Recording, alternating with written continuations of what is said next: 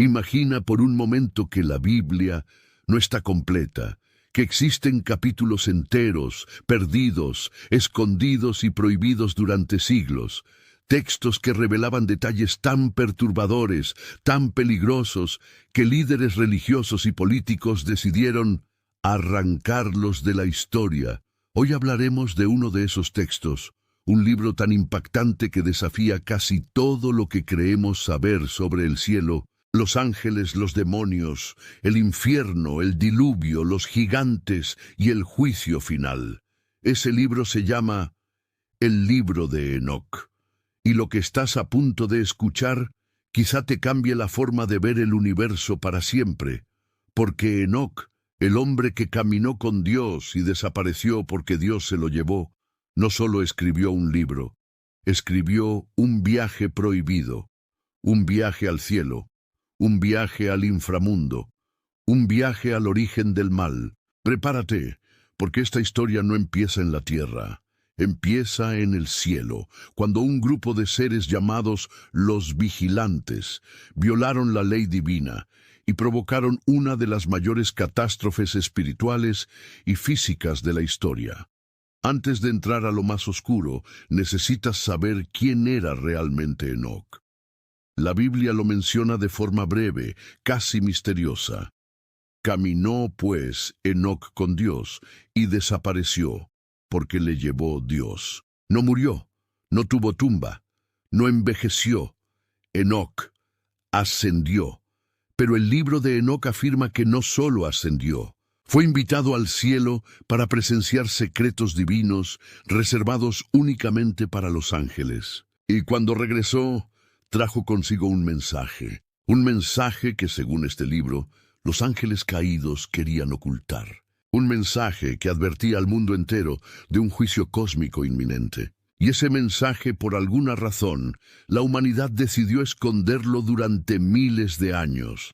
Lo primero que sorprende del libro de Enoc es su historia.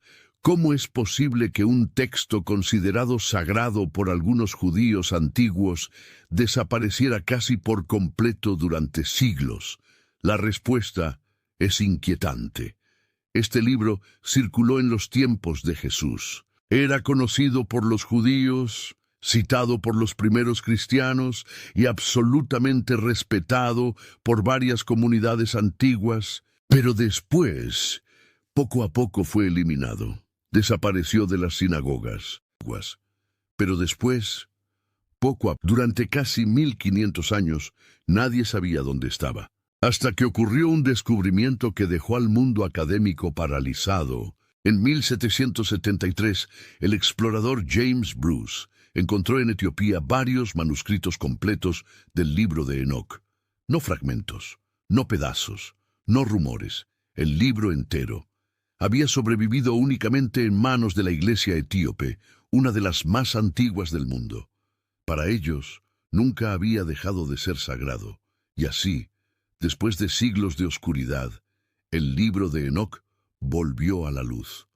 Lo que contenía era explosivo. El corazón del libro de Enoc comienza con uno de los episodios más inquietantes de toda la literatura espiritual: la caída de los vigilantes.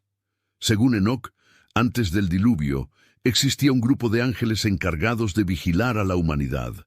Ángeles poderosos, brillantes, inmortales.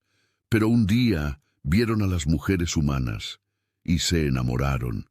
Y ese amor prohibido daría inicio a uno de los mayores desastres espirituales jamás registrados. Enoc lo describe así: 200 vigilantes descendieron al monte Hermón, juraron un pacto y eligieron desobedecer a Dios. Entre ellos había seres como Semiasa, Ramiel, Tamiel y Azazel, el más temido de todos. Azazel, según Enoc, enseñó cosas que nunca debieron ser enseñadas: armas, metalurgia, magia, cosméticos usados para manipular, encantamientos, rituales y conocimiento oculto.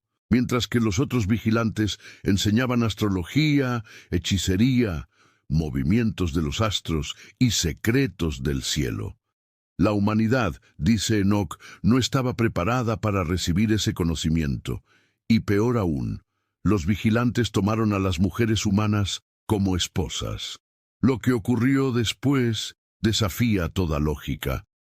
El resultado de la unión entre ángeles caídos y mujeres humanas fue una raza de gigantes conocida como los Nefilim, seres enormes, violentos, incontrolables. Según Enoc, estos gigantes crecieron tanto que el mundo no pudo sostenerlos, consumían todo, arrasaban todo, destruyeron ciudades, y luego comenzaron a matarse entre ellos, y cuando ya nada quedaba para devorar, empezaron a comerse a los humanos. Enoc describe un mundo sumido en caos. Los Nefilim eran tan poderosos que ni los mismos vigilantes podían controlarlos. La violencia era tan grande que llegó al cielo, y Dios decidió intervenir. Pero antes del juicio contra los ángeles caídos, Dios hizo algo inesperado. Llamó a Enoc, un humano, un hombre de carne y hueso. ¿Por qué? Porque Enoc sería el mensajero. Sería el testigo, sería el profeta que vería el castigo del cielo y su gloria. Aquí comienza la parte más mística del libro. Enoc es llevado por un ángel, generalmente identificado como Uriel o Rafael, a los cielos, pero no a un cielo simbólico, no a un cielo metafórico, a un cielo físico, estructurado, dividido en niveles. Enoc describe puertas gigantescas de luz, voces que atraviesan el cosmos, ríos de fuego, ángeles cantando himnos que ningún humano había escuchado, cajos de luz, tronos, mares de cristal. Describe viajar por los vientos, por las nubes, por los bordes del firmamento, y lo más impactante, describe ver el trono de Dios. Una visión tan brillante que, según el texto, ningún mortal podría resistirla, excepto Enoc, porque Dios le había dado nueva fuerza. En ese momento, Enoc deja de ser solo un humano, se convierte en un escriba celestial, un profeta del cielo.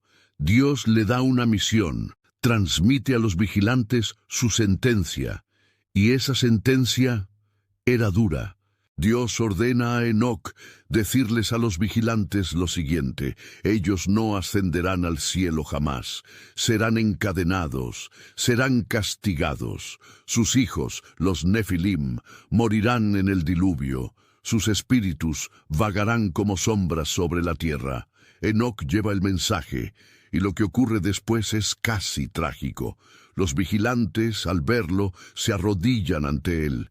Lloran, gritan, ruegan perdón, pero ya era demasiado tarde. Habían alterado el orden natural. Habían creado una raza que no pertenecía ni al cielo ni a la tierra. Habían enseñado magia, armas, hechizos, secretos. El juicio era inevitable. Aquí ocurre algo revelador. Enoc no solo menciona a Noé, lo describe naciendo. Noé, según Enoc, tenía ojos brillantes, piel luminosa, y un aspecto que su padre, Lamec, encontró inquietante. Pensó que su hijo era hijo de un ángel, pero un ángel, probablemente Uriel, le dice: no, Noé no es hijo de un vigilante. Dios lo ha elegido. Él sobrevivirá al juicio. Él será el nuevo comienzo. Enoc incluso detalla cómo Noé fue salvado, cómo fue anunciado el diluvio, cómo los gigantes serían destruidos, cómo los vigilantes serían encerrados, cómo la tierra sería restaurada.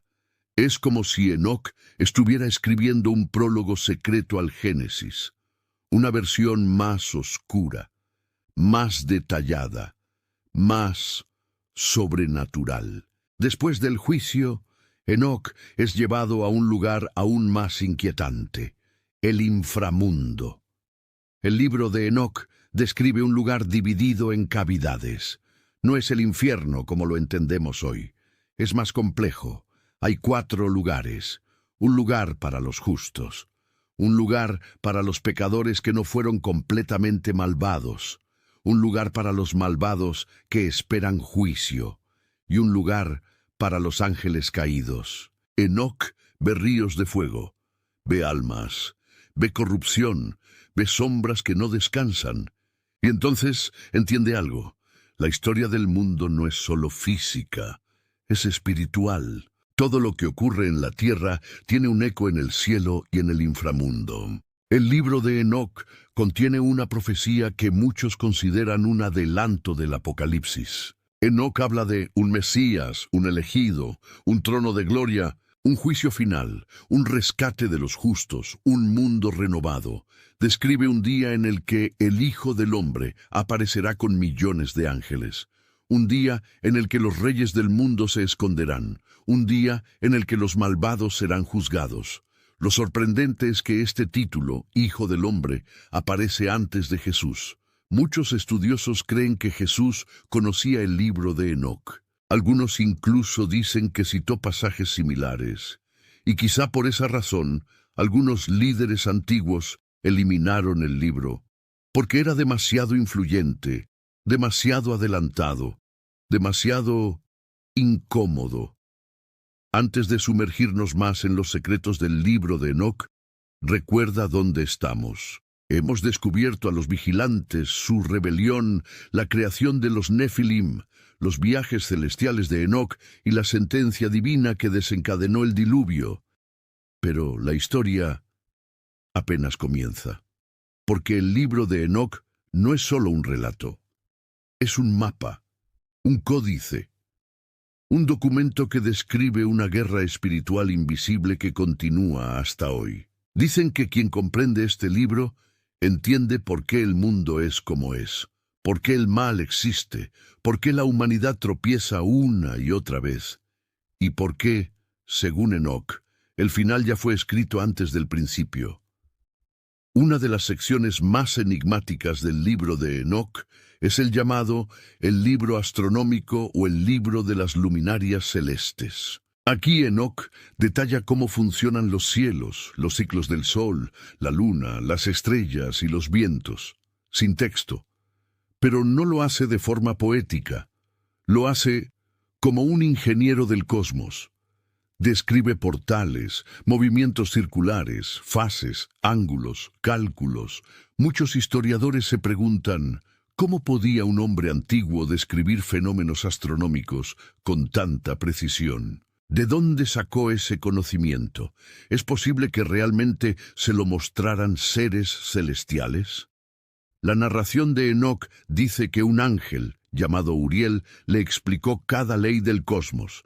Le mostró las casas del sol, le reveló los lugares por donde la luna cambia su forma, y le enseñó ciclos de tiempo tan específicos que algunos expertos modernos se sienten incómodos, porque lo que describe Enoc a veces encaja más con conceptos astronómicos modernos que con ideas antiguas. Para Enoc, el universo es una máquina perfecta, no un caos, no un misterio, una arquitectura divina en plena armonía, y su mensaje es claro: el tiempo está escrito en los cielos, y el fin de los tiempos también. El libro de Enoc no solo habla de ángeles caídos, habla de estructuras, rangos y jerarquías completas. Describe seres como los vigilantes, los arcángeles, los ángeles del castigo, los ángeles del viento, los ángeles de la nieve y el granizo, los ángeles de las estrellas, los ángeles de la muerte. Cada uno tiene una función específica, cada uno forma parte de un sistema gigantesco que sostiene la creación. Enoc presenta a 4 arcángeles principales: Miguel, el defensor, el guerrero, el protector del pueblo; Rafael, el sanador, el guía, el protector de los humanos; Gabriel, el mensajero, el revelador, el anunciador de eventos; Uriel, el sabio, el guardián del conocimiento, el explicador del cosmos. Enoc los conoce, habla con ellos, viaja con ellos, y en varias ocasiones estos arcángeles se muestran preocupados por la humanidad, porque según Enoc, hay fuerzas oscuras actuando detrás del velo, fuerzas que no solo son demonios del inframundo, sino ángeles poderosos que quedaron atrapados entre la luz y la oscuridad. La visión de Enoc del universo espiritual es tan compleja que muchos expertos creen que este libro es la base oculta del pensamiento angelológico moderno. Nada de lo que hoy creemos sobre ángeles y demonios, alas, fuego, jerarquías, nació en la Biblia. Gran parte viene de Aquisa del libro que fue prohibido. Si hay un personaje que destaca por su oscuridad, es Azazel. Para algunos, Azazel es el verdadero padre del mal humano, más influyente que incluso Satán en las primeras tradiciones. Enoc lo representa como un ángel de tremendo conocimiento, un maestro, un revelador, un ser brillante que decidió entregar a la humanidad secretos que nunca debía conocer. Azazel enseñó cómo forjar espadas, cómo fabricar armaduras, cómo manipular metales, cómo usar cosméticos para seducción, cómo crear espejos y objetos mágicos, cómo invocar poderes. En resumen, Azazel enseñó cómo transformar a los humanos en seres peligrosos. Para Enoc, Azazel es la chispa que encendió la maldad humana, un mentor oscuro que cambió el destino de generaciones enteras. Su castigo fue ejemplar, encadenado en el desierto, bajo piedras afiladas, esperando el día del juicio. Y aquí surge una pregunta inquietante. ¿Por qué este personaje prácticamente no aparece en la Biblia excepto de forma simbólica? ¿Por qué su nombre fue eliminado de muchos textos? Algunos creen que su historia era demasiado reveladora, demasiado explícita sobre la interferencia espiritual en la humanidad. Aquí viene uno de los conceptos más sorprendentes del libro de Enoc. Los demonios, dice el texto, no son ángeles caídos, no son vigilantes, no son seres creados por Dios. Son los espíritus de los gigantes muertos, los Nefilim.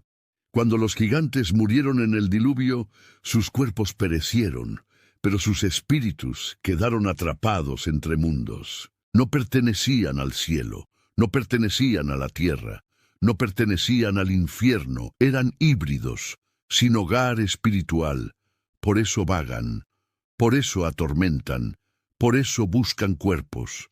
Esta visión, registrada miles de años antes del cristianismo, coincide con muchas descripciones posteriores de posesión, tormento y actividad demoníaca. Para Enoc, los demonios existen por culpa de la desobediencia angelical. Son residuos de una unión prohibida, un error cósmico, y su misión, según el texto, es corromper, confundir, destruir la esencia humana. Su origen no es simbólico, es histórico. Esta parte del libro de Enoc ha sido una de las más polémicas. Aquí aparece una figura misteriosa llamada el elegido, el ungido, el Hijo del Hombre. Pero lo sorprendente es que este libro es anterior a Jesús. ¿Cómo es posible que un texto tan antiguo describa una figura tan parecida al Mesías del Nuevo Testamento? Enoc describe al Hijo del Hombre como un ser preexistente, glorioso, juez del mundo, rey del fin de los tiempos, rodeado de ángeles, sentado en un trono celestial. Incluso menciona que todas las naciones caerán ante él. Algunos estudiosos aceptan que Jesús pudo haber conocido este libro, especialmente porque era conocido en su época. Otros creen que los primeros cristianos tomaron la imagen de Enoc y la aplicaron a Jesús. Sea cual sea la verdad, una cosa es clara. El libro de Enoc presenta una imagen del Mesías mucho más cósmica, luminosa y poderosa que cualquier texto del Antiguo Testamento. Y esa imagen fue incómoda, demasiado apocalíptica, demasiado explícita. Quizá por eso el libro desapareció. Uno de los elementos más fascinantes del libro de Enoc es su descripción de los cielos. No habla de un cielo, sino de 7, cada uno con arquitectura, habitantes y leyes distintas. Primer cielo, vientos, nubes, cámaras donde se almacenan la nieve, el granizo y los rayos.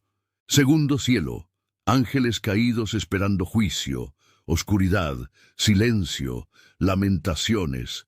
Tercer cielo, un jardín paradisíaco, una antesala del Edén. Cuarto cielo, el lugar donde el sol y la luna reposan, estaciones, ciclos, calendarios divinos. Quinto cielo, ángeles vigilantes, tristes, arrepentidos, seres que nunca se unieron a la rebelión. Sexto cielo, los arcángeles, los registros celestiales, la maquinaria de la creación. Séptimo cielo, el trono de Dios. El viaje de Enoc no es simbólico, es literal. Cada nivel lo transforma, cada nivel le revela secretos ocultos desde la creación. Y cuando regresa a la tierra, ya no es el mismo. Uno de los aspectos más extraños del libro es la transformación de Enoc. Algunos textos judíos posteriores dicen que Enoc no solo ascendió, se convirtió en un ángel, un ser llamado Metatrón, el pequeño Yahvé, el escriba del cielo. Aunque esta idea aparece en textos posteriores, el libro de Enoc es la base, porque aquí se describe claramente cómo su cuerpo cambia, su rostro brilla, su lenguaje se transforma, recibe ropa celestial, recibe un nuevo nombre, se sienta en una silla cerca del trono. Enoc no muere, Enoc evoluciona, Enoc trasciende la humanidad. Para muchos expertos, él es el prototipo de la ascensión divina, el ser que prueba que lo humano puede tocar lo divino, lo material puede transformarse en luz y la carne puede convertirse en espíritu. Enoc recibe una serie de visiones sobre el futuro, no solo sobre el fin del mundo, sino sobre el destino de las naciones. Habla de guerras entre reinos, corrupción religiosa, la caída de gobiernos, un imperio final, un juicio global, la resurrección de los justos. Sus visiones narran un mundo envuelto en violencia y confusión, y dicen que, en el momento más oscuro, aparecerá el elegido, no como un pacificador común, sino como un juez cósmico. El libro describe que el cielo se abrirá, las estrellas caerán y las montañas se derretirán como cera ante la llama. El lenguaje es tan apocalíptico que muchos creen que el libro de Enoc inspiró directamente al Apocalipsis de Juan. Y esa posibilidad también generó temor en la antigüedad. Porque si Enoc estaba en lo correcto, entonces el tiempo está contado. Y llegamos a una de las preguntas más fascinantes. ¿Por qué este libro fue eliminado del canon oficial? Las respuestas incómodas son varias. Porque hablaba demasiado sobre ángeles y demonios, demasiado detallado, demasiado explícito, difícil de controlar, porque presentaba una visión cósmica del Mesías, una visión que podía chocar con interpretaciones posteriores, porque conectaba directamente el mal del mundo con ángeles rebeldes. Why do growing businesses love working in Slack? Let's ask Christy at RE Bikes. Running things in Slack saves me so much time. AI summaries save 97 minutes per week. What say you, Rox from Gosney? Slack helps us build community, it helps us build connection. Your partners, vendors and customers all in one place. Take us on home, Ashley from Caraway. If we didn't have Slack tomorrow, I would explode. Well, let's not let that happen. Visit slack.com/podcast to get 50% off Slack Business Plus.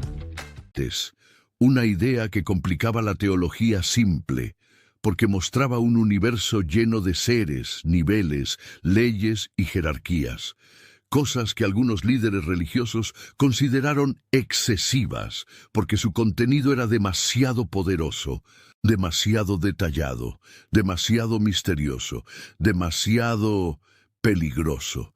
Y sin embargo, aquí estamos, miles de años después, leyendo un libro que sobrevivió a censuras, incendios, guerras y olvidos. Un libro que sigue revelando secretos a cualquiera que se atreva a abrirlo. Después de atravesar los 7 cielos, de escuchar las sentencias divinas, de conversar con arcángeles y ver el trono del Altísimo, Enoc regresa a la tierra. Pero no vuelve igual. Ya no piensa como un hombre.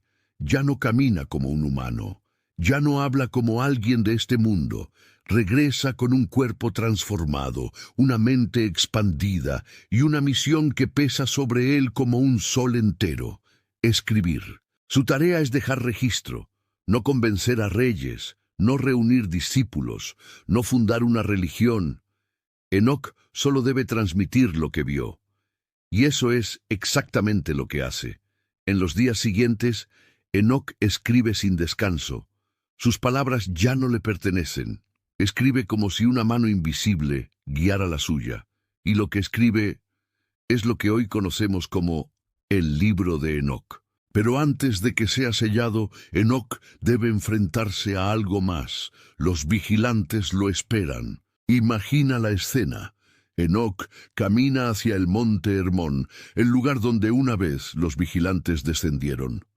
Un lugar que, según el libro, está cargado de energías antiguas, remordimientos y traiciones. Los vigilantes saben que su destino está sellado, pero aún así esperan una palabra de esperanza. Cuando Enoc llega, los ve encadenados por la gloria de Dios, aunque todavía libres físicamente. Son brillantes, majestuosos, pero tristes. Son ángeles que recuerdan la luz, pero viven ahora en sombra. Uno a uno se acercan a él. Semiasa le ruega. Azazel guarda silencio, con ira contenida. Otros lloran, levantando polvo con sus alas. Los vigilantes escriben una petición. Enoc intercede por nosotros. Le piden que lleve su súplica ante Dios, que quizá haya perdón. Enoc, siendo humano, siente compasión. Acepta, pero cuando Enoc sube al cielo con la petición, la respuesta es tajante: no habrá misericordia. Los vigilantes escogieron un camino sin retorno. Alteraron el orden divino, crearon abominaciones, corrompieron la tierra.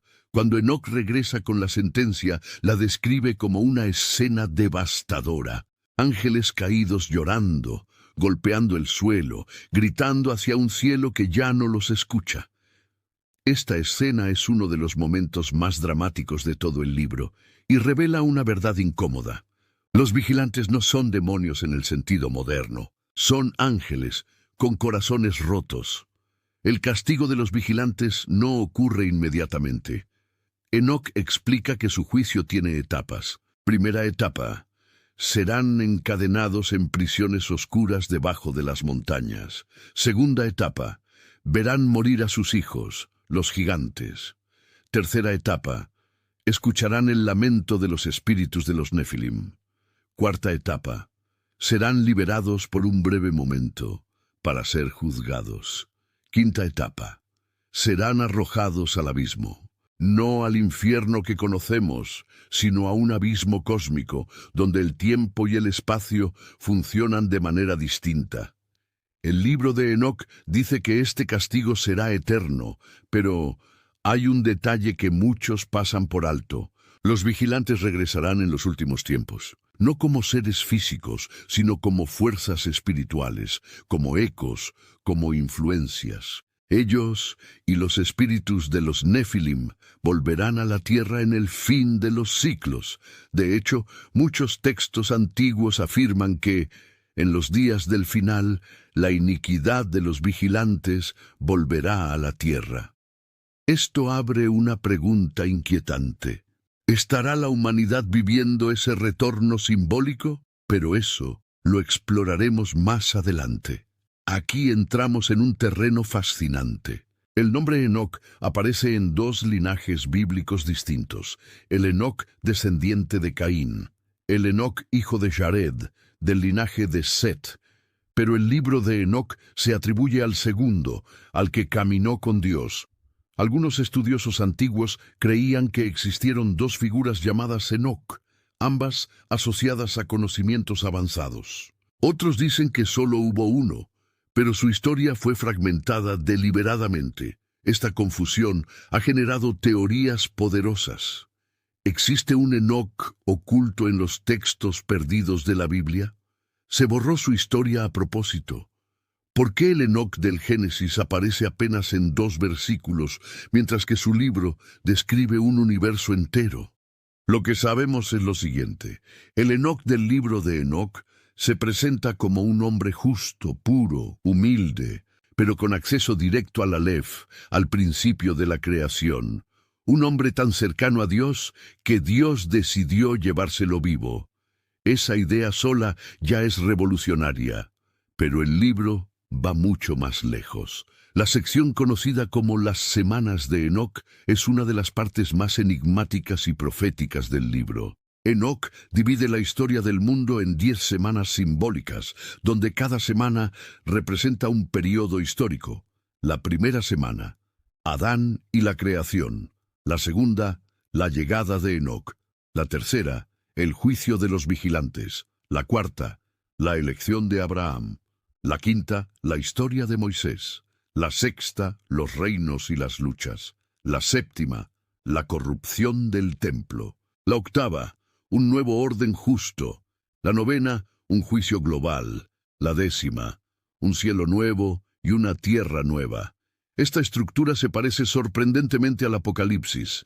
Muchos creen que Juan, el autor del libro del Apocalipsis, conocía esta profecía, porque Enoc describe terremotos, estrellas cayendo, montañas derritiéndose, pueblos hiriéndose entre sí, un día de oscuridad total y un renacer cósmico. Y lo más impactante, la profecía dice que después de la 10ª semana, el Mesías gobernará para siempre. Esta visión es tan poderosa que muchos líderes antiguos consideraron el libro demasiado apocalíptico, demasiado inflamable para la población común. En muchas tradiciones judías posteriores, se afirma que Enoc, tras su transformación, se convierte en un ser llamado Metatrón, el escriba del cielo. Aunque el libro de Enoc no usa ese nombre, sí presenta elementos que encajan perfectamente. Enoc escribe libros de juicio, escribe los nombres de los justos, escribe los nombres de los malvados, mantiene registros celestiales, recibe un trono pequeño cerca del trono mayor. Esto implica algo enorme. Enoc es el secretario del juicio final, no es juez, no es ángel guerrero, no es mensajero, es el escriba que registra cada acción humana para ser presentada en el día final. Esta idea fue tan poderosa que algunas ramas religiosas la consideraron peligrosa. Un humano convertido en espíritu celestial, un hombre sentado junto a Dios, un mortal que se vuelve casi igual a los ángeles. Esto desafiaba los límites de la teología tradicional, pero Enoc insiste. Su transformación no es arrogancia, es obediencia, y su papel en el juicio final es esencial. El libro de Enoc ofrece una descripción única del mundo antes del diluvio. Habla de continentes enormes, ciudades antiguas, tecnología avanzada de los vigilantes, gigantes que dominaban el paisaje, montañas alargadas como cuchillos, árboles gigantescos que ya no existen, una atmósfera distinta, una tierra llena de energía. Este mundo prediluviano era tan diferente al nuestro que parece un planeta distinto. Los vigilantes enseñaron escritura, astronomía, medicina avanzada, metalurgia, magia, manipulación genética, según algunos intérpretes modernos. Para Enoc, esta enseñanza no era benévola, era una corrupción. El mundo se volvió un lugar lleno de violencia, guerras, destrucción y exceso. Dios, en la narrativa de Enoc, no destruye la tierra por capricho. Lo hace para restablecer el orden. El diluvio es un reinicio cósmico, un reset espiritual. Noé y Enoc, la conexión secreta. Aunque en el Génesis parecen historias separadas, en el libro de Enoc están profundamente conectadas. Enoc recibe la profecía del diluvio mucho antes de que Noé nazca. Y cuando Noé finalmente nace, Enoc lo visita mediante visiones. Le da instrucciones, le anuncia que será el superviviente, le enseña secretos, incluso le revela detalles técnicos sobre el arca. Según el texto, Noé tiene un aspecto brillante, porque está destinado a ser puente entre dos mundos, el mundo antiguo y el nuevo mundo. Enoc describe que los justos serán preservados, pero no la tecnología de los vigilantes, no la magia, no la corrupción. El mundo será limpiado, y Noé será el guardián de la humanidad restaurada. Una de las partes más interesantes del libro es cuando Enoc escribe: «Esto no es para mi generación, sino para una lejana que aún no ha nacido», es decir, para nosotros, para quienes vivirían en tiempos caóticos, tiempos de confusión, tiempos donde el mal parecería desbordarse.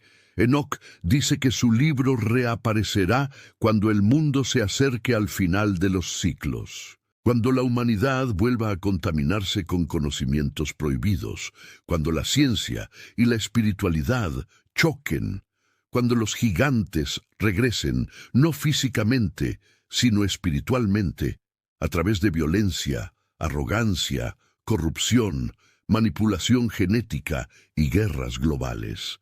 La reaparición del libro de Enoc en el siglo XVIII marcó ese momento. El libro de Enoc que tenemos hoy no está completo. Faltan secciones, fragmentos, páginas enteras. En los rollos del Mar Muerto se encontraron pedazos adicionales que no aparecen en la edición etíope. Esto abre la puerta a una pregunta inquietante. ¿Qué contenían los fragmentos perdidos? Algunas teorías dicen que hablaban de la creación de los ángeles, las guerras celestiales, las características exactas de los vigilantes, tecnología espiritual, armas divinas, otros mundos, seres no humanos. Si esto es cierto, entonces lo que conocemos hoy es solo una parte del misterio, y quizá lo más peligroso se perdió o se ocultó. Después de recibir visiones apocalípticas, instrucciones para Noé y revelaciones sobre el destino de los vigilantes, Enoc cae en un silencio profundo, un silencio casi cósmico. Los textos describen que Enoc pasa días enteros sin hablar, meditando, escuchando voces invisibles, viendo imágenes entre sueños y vigilia. Sus familiares lo observan desde lejos, asustados y fascinados. ¿Sigue siendo humano? ¿O ya es mitad luz, mitad espíritu? Enoc siente que cada vez pertenece menos a la tierra, como si vivir aquí fuera una carga. Su cuerpo aún está aquí, pero su alma está anclada al cielo. Ese estado marca el inicio de una fase crítica, la preparación para su salida final del mundo. El libro de Enoc detalla ciclos astronómicos que desconciertan a los estudiosos modernos. Habla de portales celestes, ángulos de luz, estaciones del espíritu, años perfectos de 364 días, un calendario que no se ajusta al lunar ni al solar tradicional. Pero lo más impactante no es la exactitud, sino la intención. Para Enoc, el cosmos es información viva.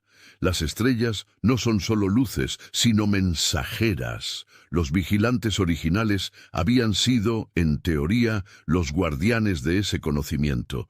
Su misión era enseñar a la humanidad cómo leer los signos del cielo, pero no debían revelar secretos peligrosos.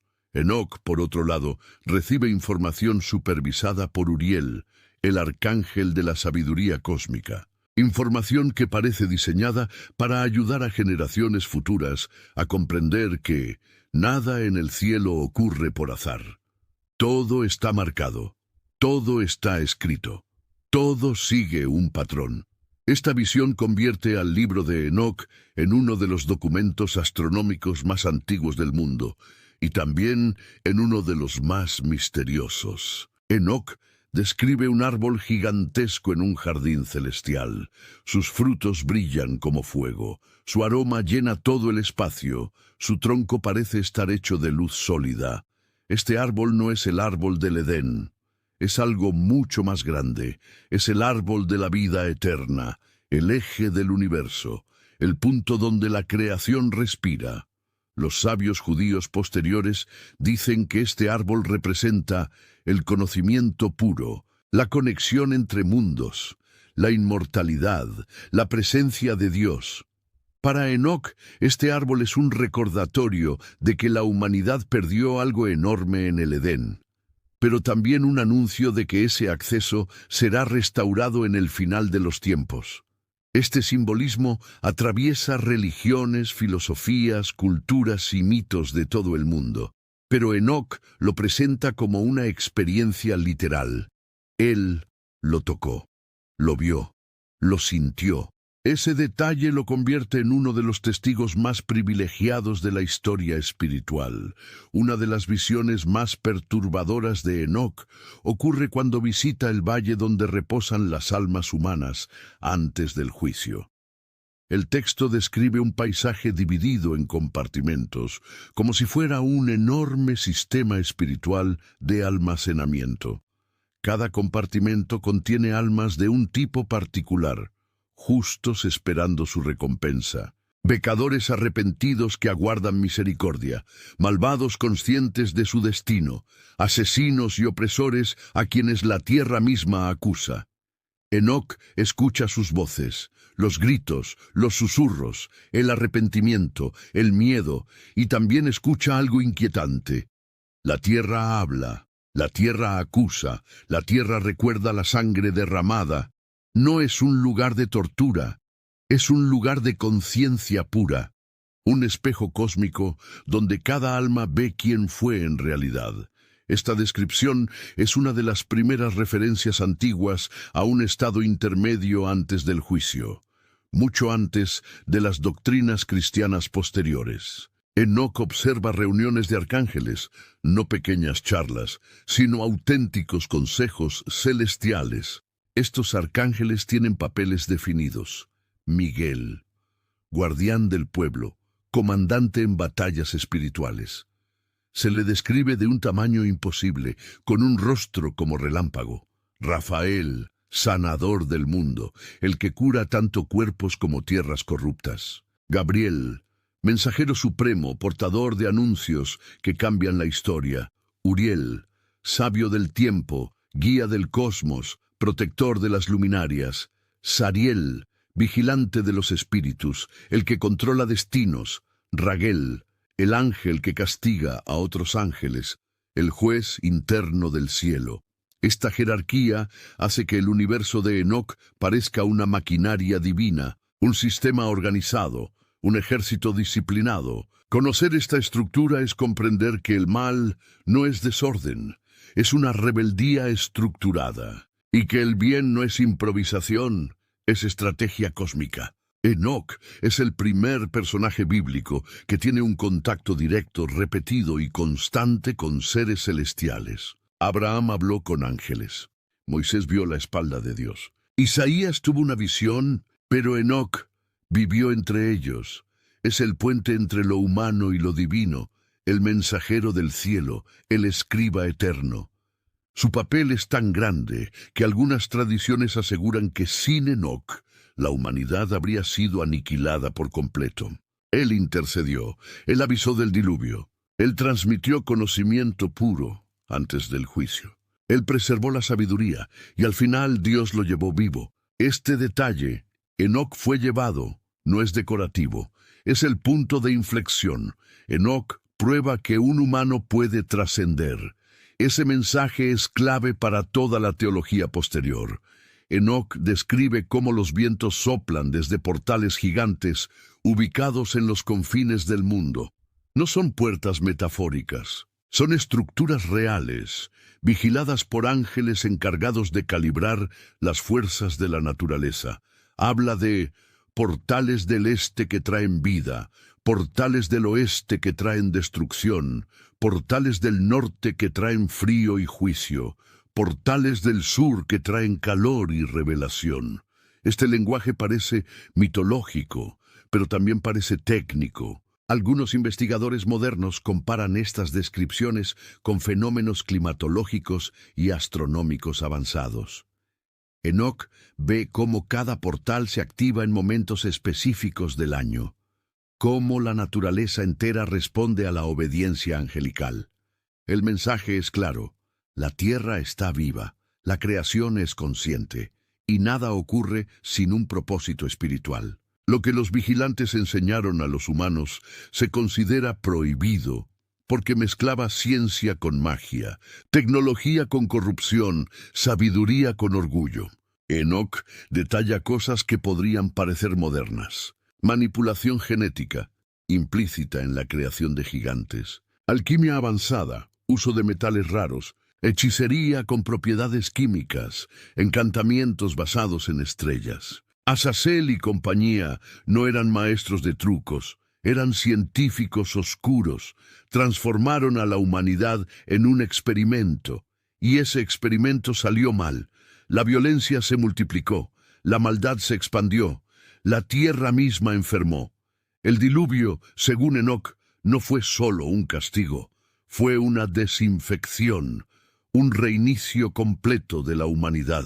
El libro de Enoc introduce una figura que cambiará la historia espiritual del mundo, el Hijo del Hombre, un ser elegido antes de la creación, un juez cósmico, un rey eterno, una luz que destruye la oscuridad. Enoc describe que millones de ángeles lo acompañan, que su rostro brilla más que el sol y que su voz hace temblar dimensiones. Esta figura es tan parecida al Cristo del Nuevo Testamento que muchos creen que el cristianismo tomó esta imagen directamente de Enoc. El libro dice que cuando el elegido aparezca, los reyes temblarán, los poderosos huirán, la injusticia será destruida y la tierra será restaurada. El juicio no será solo espiritual, será físico, y el cosmos entero será renovado. Finalmente, llega el día. Enoc está hablando con sus hijos, con su familia, con su comunidad, cuando el cielo se abre, ríos de luz caen sobre él, voces angelicales lo llaman por su nombre, sus pies se elevan del suelo, la gente grita, se arrodilla, llora, y Enoc desaparece, no deja cuerpo, no deja tumba, no deja huesos, solo deja sus libros, sus palabras y una promesa: volveré con el Señor en el día del juicio. Así termina su vida en la tierra, y así comienza su vida en el cielo, no como un hombre, sino como un ser de luz.